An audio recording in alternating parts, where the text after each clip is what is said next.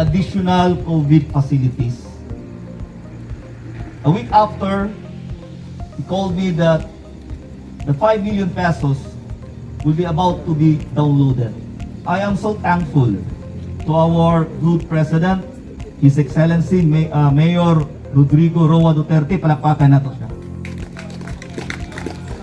Ingon man kang Senator Bongo, palakpakan po nato siya.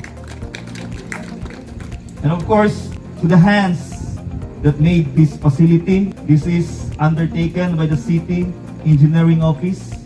A round of applause to Engineer Salvador Junjun Dumugo IV, palakpakan nato siya. Our COVID management is very tasking. Our initiatives start from prevention, treatment, control, before naalang gani usa ka kaso, mataranta na ta. That was a year ago. Balaka na taga-asa. When the quarantine rules was relaxed and the national government allowed those working in Metro Manila to go back to their places, to the provinces.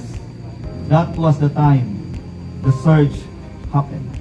A year after, murag wala na'y kahadlok ang tao. And then, it becomes more difficult for us to manage COVID. Kung ang tao, mga Digoseños, baliwala na lang sila. It's right, the Honorable Vice Mayor, Attorney Banya, talk about balancing act. Lisod ni kayo diri. Labi na karon sa naay social media, naay Facebook, pwede ra jud kayo anytime, gamay, wala pang sinabtanay. But we never acted on those just because of those comments and reactions. Ang atong gibuhat karon, say tama o say sakto. But again, consultative man ta, atuwa na siyang gipaminaw, atuwa siyang i-consider sa tanan natong mga desisyon na ginabuhat sa pag-manage para dili na magtaas ang kaso sa COVID din sa tuwang syudad.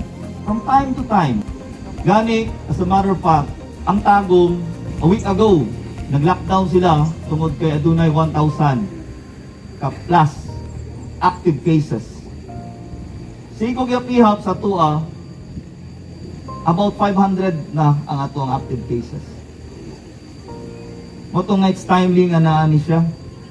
But again, every increase in our average daily attack rate, mutaas ganin ni siya, pasabot ana, i-readjust, i-recalibrate nato ang atuang mga initiatives.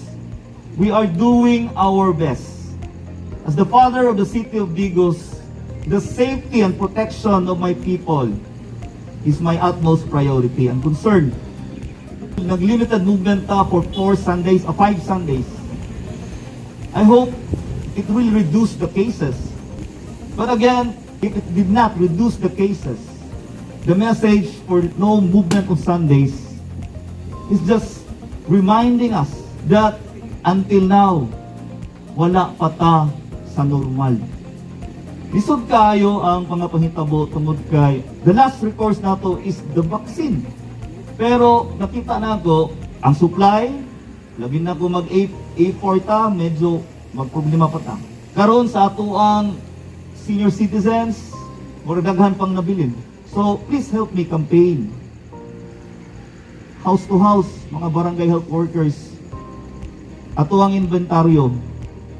Mutana punta sa City Health sa available. Gani, last week, nag-text ko, nag-message ko kang Ma'am Rodriguez kung pwede ba, kung pwede bang ang vaccines for A4 mag-abot na. Kay daghan kayong A4 nga nagpaabot. Natuo magkuko nga mas makalihok-lihok ang mga economic frontliners, manindahay, mga tindera sa palengke, kay it's the only way nga mabalansin nato maayo ang pagtaas sa COVID o ang ato ang very looming economic growth. So mga kaigsunan ko, kini nga inisyatibo nga gingon nato, kung pagkataas kayo ang spectrum, wide kayo siya, gikan sa pagpanlipod nga dili mukuyanap gitan-aw po nato ang panginabuhian. Labi na karon look ang atong LGU nata sa second half of the year. Pasabot ana ang ato ang budget atuan ang nagamit na apply na nato, na appropriate na nato, na utilize na nato. Nangita pa ganitang pondo. We got additional funding from the Special Education Fund, from the General Fund, from the 20% Development Fund. Tanan na lang gipangita nato para lang jud atuang masustain ang atuang panginahanglan pinansyal diri sa atuang COVID nga pagmaneho, pagmanage o pag-maintain sa atuang isolation facilities. Gusto na ko nga mao lagi ni natay standby nga kwarta kanunay kay from time to time ginatan-aw nato, gina-evaluate nato, gina-assess nato ug unsa pay angay buhaton, unsa pay mga punduhanan. Labi na karon nga pahumanay na ning 2001. And our budget is already exhausted and about to be fully exhausted para ani depende sa atuang mga cases. And with this facility, no, naka isolation facility. Ang intention nato ani, for sure, this is the best way to curb the spread gikan sa immediate family, gikan sa silingan. Ma-isolate dayon para wala nay matakdan. Mao nay pinaka simple nga mga rason nganong diri nato sila ibutang o dili nato sila pasagdahan dito sa ilahang panimalay. Kay diri makasiguro ta na dili na makatakod sila sa uban. Mga kaubanan nila sa ilang pamilya o mga silingan o amigo nila. Ang tinuod nga kaso dili nato na may balaan sa swab testing. Labi na gilimit na karon sa 50 to 60. Wala pa ni ubos ang ato ang kaso. Gani nagtuo ko nga nagtaas kini.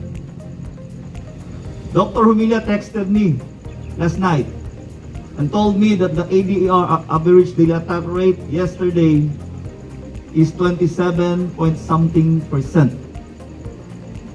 Based lang na sa nagpaswab. And I believe na daghan pang naglakaw-lakaw na mga asymptomatic na pwedeng mutakod. Kinahanglan, we will be reminded every day na mataglakaw nato adunay risgo nga matakdan ta. Matag panginabuhi nato adunay tsansa ang COVID nga moabot sa tuang mutakod sa tuang lawas. So daghan kayong salamat sa inyo ha, mga health personnel diri sa Digos Isolation Facility. Daghan salamat sa tanang trabahante sa siyudad sa Digos ug maayong hapon kanatong tanan.